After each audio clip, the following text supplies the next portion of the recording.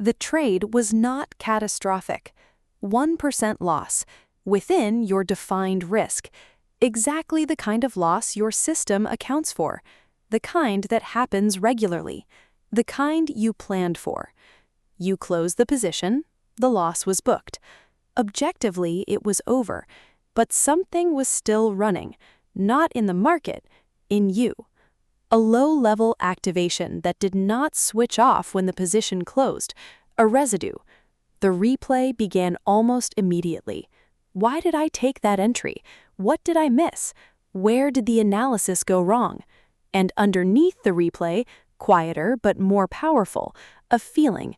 Not just frustration at the trade, something closer to frustration at yourself.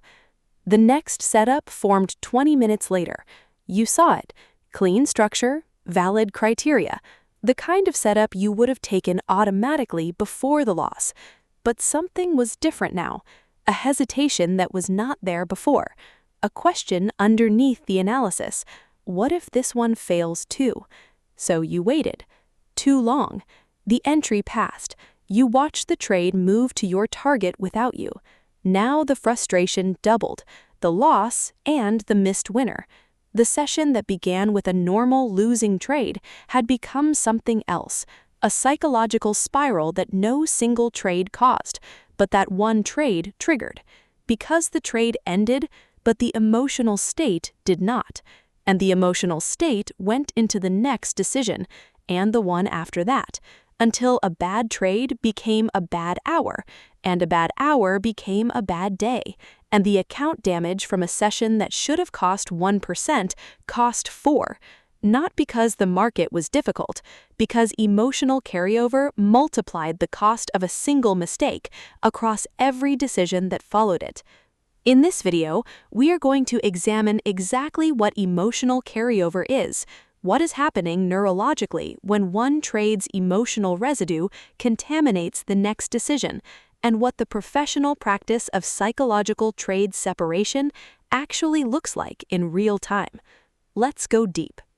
Part 1. The trade ends, but the emotion does not. A trade closes. The position is gone. The capital impact is recorded. On the platform, the trade is finished. But the human processing of that trade is just beginning, and it will continue, actively, powerfully, invisibly, into every subsequent decision until something deliberately interrupts it. This is the gap that most trading education ignores, the gap between the technical close of a trade and the psychological close of the experience. In the technical model of trading, each trade is independent. Position opens, position closes. Next position evaluates independently. No connection between them. No carryover.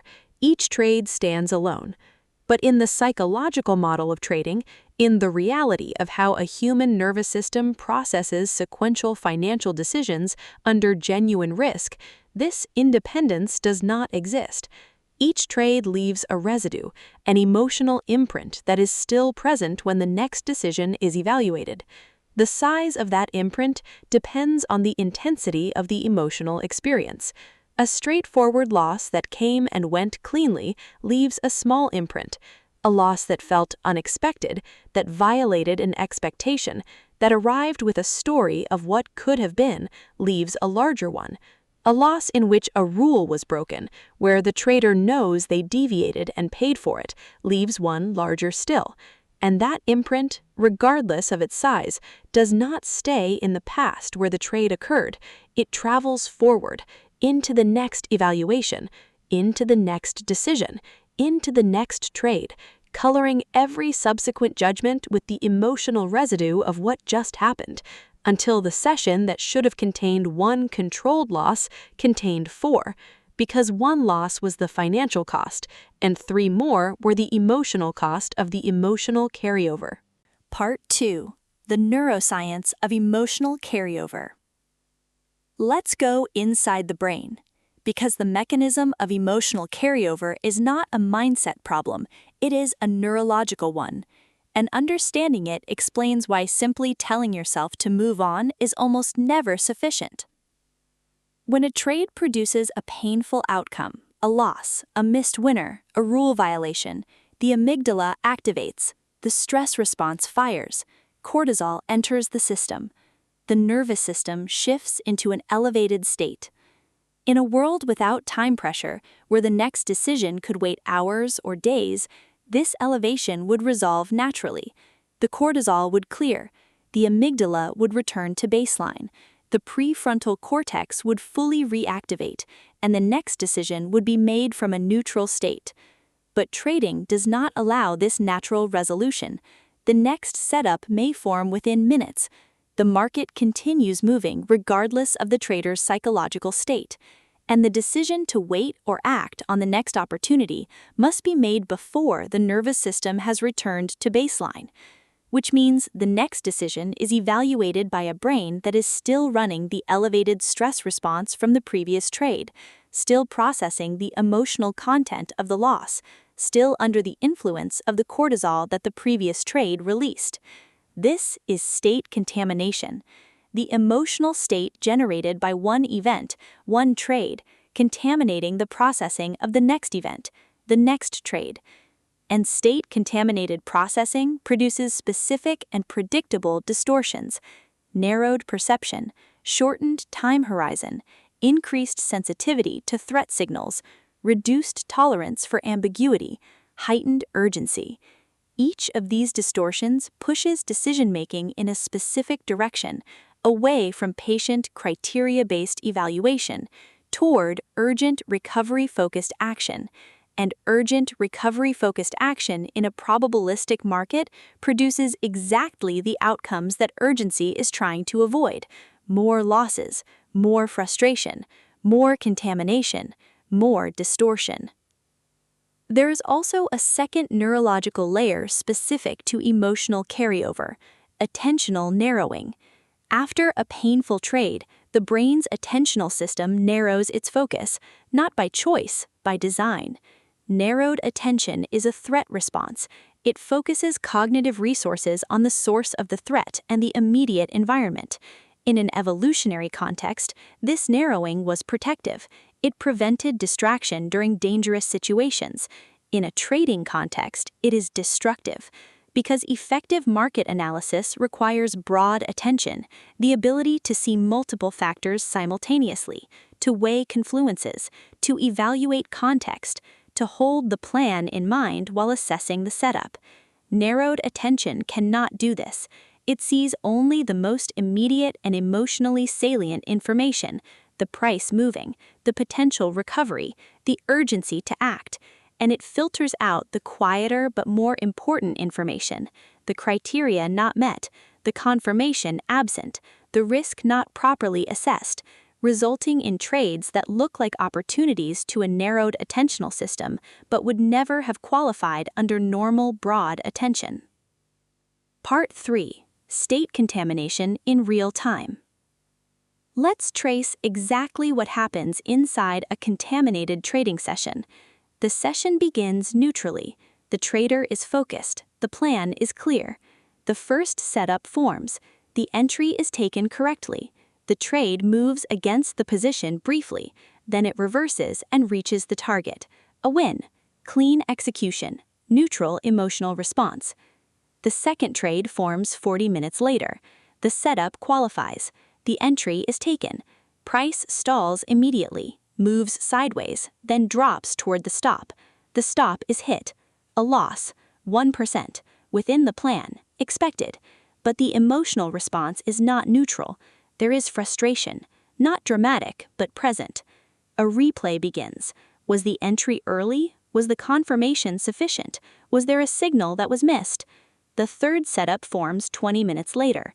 The criteria are borderline, close to qualifying but not fully there.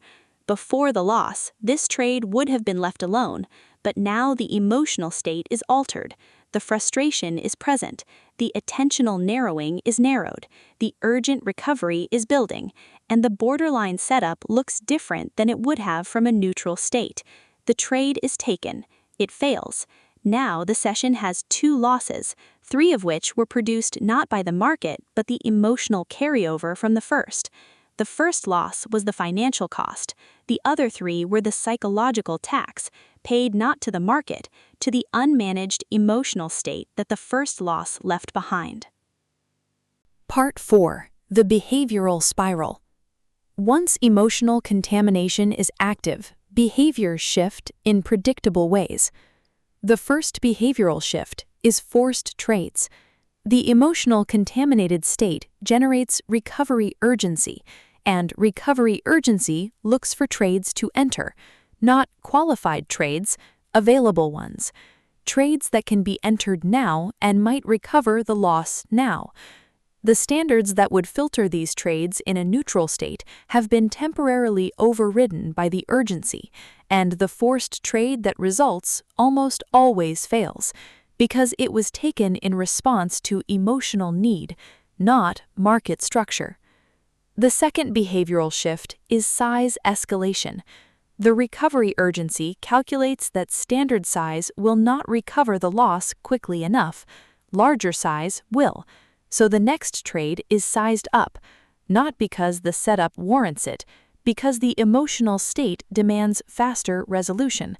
And larger size means larger potential loss, which deepens the damage if the trade fails, which increases the emotional contamination, which escalates the urgency further. The third behavioral shift is confirmation skipping. In the contaminated state, the time required for full confirmation feels intolerable. The price is moving now. The opportunity might be gone by the time confirmation arrives. So the trade is entered before confirmation, at a worse level, with less structural support, with higher probability of failure. The fourth behavioral shift is holding too long. When the contaminated trade inevitably begins moving against the position, the exit that a neutral state would have executed cleanly becomes impossible, because this trade was not just a trade, it was a recovery attempt, and exiting it means accepting that the recovery failed, which the emotional state cannot process.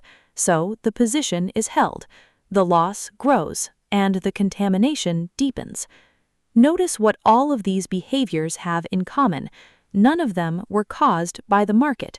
All of them were caused by the emotional residue of the first loss.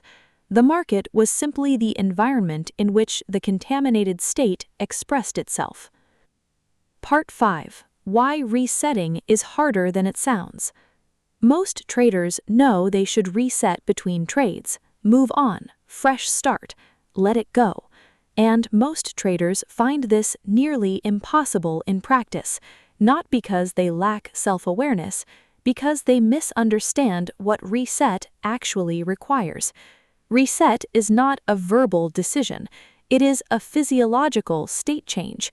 The contaminated state is not just a thought pattern that can be overridden by a decision to think differently, it is a neurological condition. Cortisol is elevated in the bloodstream, the amygdala is still active, the attentional system is still narrowed, the nervous system is still running the elevated stress response. None of these conditions change because the trader decides to move on. They change because the physiological conditions that produced them are interrupted.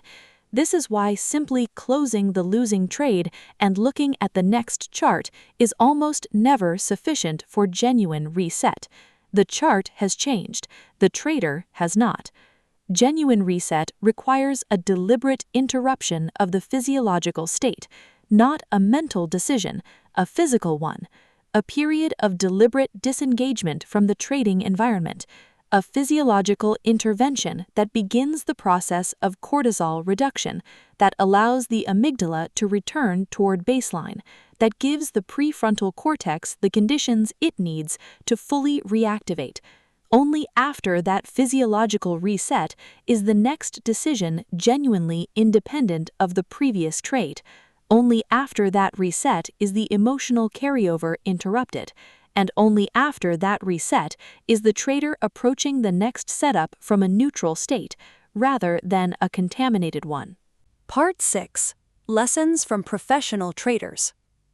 One principle shared consistently among experienced traders regarding emotional carryover is this: every trade must stand alone psychologically, not just financially, psychologically. The professional creates a deliberate boundary between every trade, not a mental note to move on, a structured protocol that physically interrupts the emotional state generated by the previous trade before the next is considered. The loss is closed, the trade is reviewed briefly, accepted, and filed. And then, before the next chart is evaluated, a reset protocol is executed. Not optional, mandatory. Because the professional understands that the emotional residue of a loss, allowed to carry forward unchecked, costs more than the loss itself, every time. Another principle observed among traders who have maintained session-level consistency across extended periods is this: the question between trades is never, "What should I trade next?" It is, "Am I in a state to make a good decision at all?" That question, applied honestly between every trade, prevents the majority of contaminated decisions. Because a trader who asks it honestly after a painful loss will often answer, "No, not yet."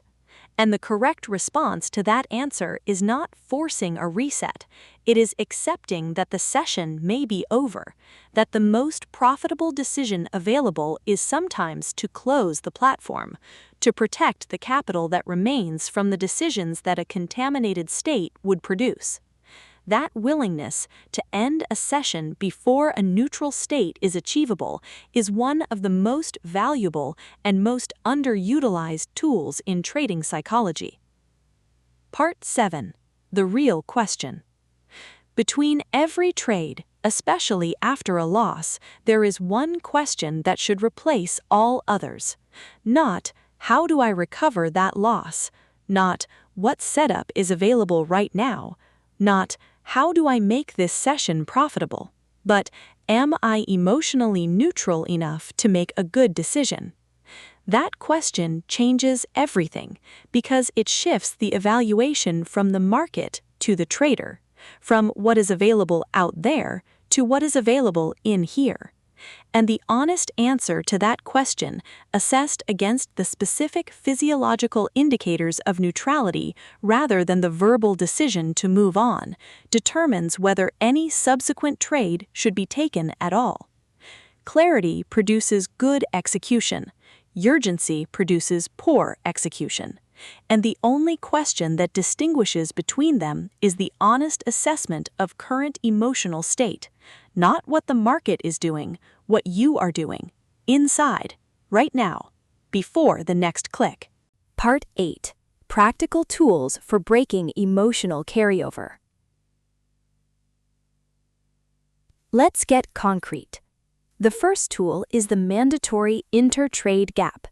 After every losing trade, without exception, a minimum gap before the next trade is entered. 15 minutes minimum, during which the platform is not actively monitored. No chart watching, no setup scanning. Physical disengagement from the trading environment.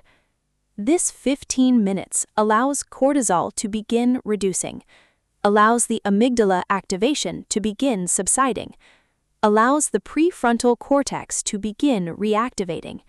It does not guarantee full reset, but it prevents the immediate carryover that produces the most contaminated decisions. The second tool is the neutrality checklist. Before returning to the platform after any loss, run through 5 questions. Am I still replaying the previous trade? Am I feeling urgency to recover? Am I frustrated at myself or the market? Is my focus narrowed on recovery rather than open to objective analysis? Would I describe my current state as neutral? If the answer to any of the first 4 is yes, or if the answer to the 5th is no, the gap extends. Another 5 minutes, another assessment, until the checklist is clean. Only then does the platform reopen. The third tool is the session loss limit. Define in advance the maximum loss as a percentage of the account that the session will absorb before trading stops entirely. For example, 2%. When the session loss reaches 2%, the platform closes, stop, before contamination can compound beyond a defined threshold. The session loss limit is not failure. It is the recognition that emotional contamination beyond a certain point produces decisions that cost more than the limit itself. The fourth tool is the post-session contamination audit. After every session, review each trade in sequence. For each trade after the first loss, ask, was this trade taken from a neutral state, or was it influenced by the emotional residue of the previous loss? Grade each trade on a simple scale: neutral, partially contaminated, fully contaminated. Over time, this audit reveals the specific patterns of contamination in your sessions, how quickly it develops, how many trades it typically affects, at what loss level it becomes unmanageable. That personal data from your own sessions in your own trading is the most powerful input you will ever have for designing a contamination management system that actually works for you. Because no two traders contaminate identically, and no generic protocol addresses your specific pattern, only your data can do that. Closing. One bad trade should be one bad trade, not a bad hour, not a bad day, not a session that costs 4 times what the first loss cost. But without deliberate intervention, without a structured physiological reset protocol between trades, one bad trade rarely stays one bad trade. The emotional residue travels forward. The contaminated state makes the next decision worse. The worst decision produces another loss. The second loss deepens the contamination, and the spiral that began with a controlled, planned, within-risk loss ends with damage that the original risk management never accounted for. Because the risk management addressed the loss, it did not address the emotional carryover. And in trading, the carryover is often more expensive than the loss. Build the gap, run the checklist, set the session limit, audit the contamination. Because every tool that interrupts emotional carryover is not just protecting the next trade, it is protecting every trade that follows. It is keeping one bad trade exactly what it should be, one data point in a long series that your system was always built to absorb. Your growth as a trader begins with self-awareness. The rest follows. I'll see you in the next video. Until then, control your mind.